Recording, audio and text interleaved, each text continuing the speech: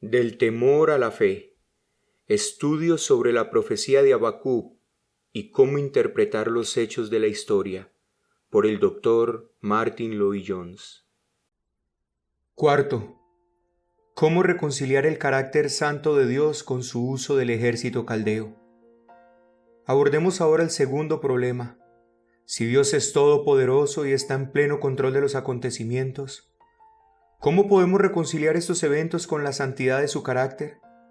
Si reconocemos el poder de Dios y admitimos que los caldeos no son más que instrumentos en sus manos y que sus éxitos no se deben a su Dios, todavía nos resta preguntar, ¿cómo puede un Dios santo permitir que estas cosas ocurran?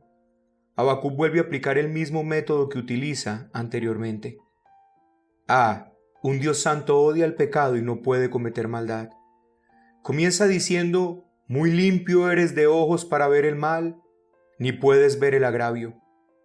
Puedo estar inseguro sobre muchas cosas, pero estoy cierto que Dios no puede ver el mal sin odiarlo, lo detesta. Todo el mal que existe en el mundo le es completamente aborrecible debido a su pureza. Sus ojos son demasiado puros para mirar la maldad en forma complaciente. Dios y el mal son eternos enemigos. Cualquier cosa injusta o cruel no tiene cabida en el carácter de Dios. No existe la más mínima posibilidad de hallar injusticia en Dios. Él no tienta al hombre, ni tampoco puede ser tentado con el mal. Dios es luz, y no hay ningunas tinieblas en él. Habiendo afirmado esta verdad, se torna de inmediato hacia la dificultad que lo aqueja.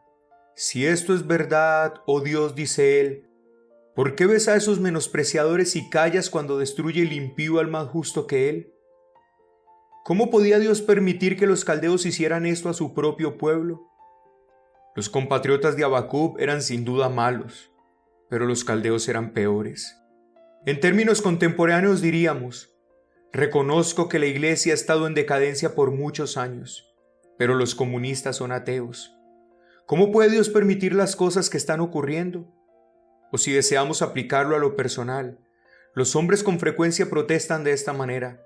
Reconozco que no soy del todo lo que debería de ser, pero fulano es mucho peor que yo, sin embargo está prosperando. ¿Cuál es la respuesta? B. Encomiendo este problema insoluble a Dios. En este párrafo particular de la profecía no hay una respuesta. Para la primera pregunta respecto al poder de Dios, Habacuc recibió una respuesta positiva, pero este problema de la santidad de Dios es más difícil. Después de establecer sus factores absolutos y de llevar el problema a este contexto, todavía no aparece una respuesta clara. En nuestra experiencia esto ocurre con frecuencia. Aplicamos el mismo método que en otros casos funcionó tan bien y sin embargo no logramos la respuesta. ¿Qué debemos hacer en tal caso? Por supuesto que no debemos llegar a una conclusión apresurada y decir, como no lo entiendo, me pregunto si Dios es realmente justo. No.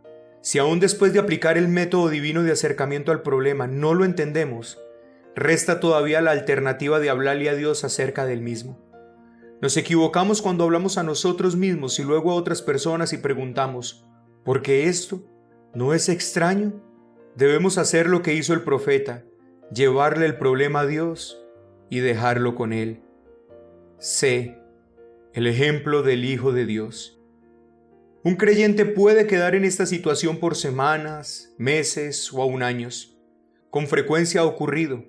No obstante, el problema debe ser dejado con el Señor. Este no fue solo el método profético, sino también el Hijo de Dios lo adoptó cuando estuvo en el mundo. Su problema era el ser hecho pecado para lograr la salvación del hombre. Él sabía que su Padre podría haberlo librado. Sin embargo, si él había de ser hecho pecado y el pecado debía de ser castigado en su cuerpo, significaba que inevitablemente debería ser separado del Padre. Este era el problema y el Hijo de Dios debió enfrentar en él mismo la mayor perplejidad de su vida humana sobre la tierra. Si había una cosa de la cual él se retraía, era el ser separado del Padre. ¿Qué fue lo que hizo? Exactamente lo mismo que Habacuc. Oró y dijo, Padre mío, si es posible pasa de mí esta copa, pero no sea como yo quiero, sino como tú.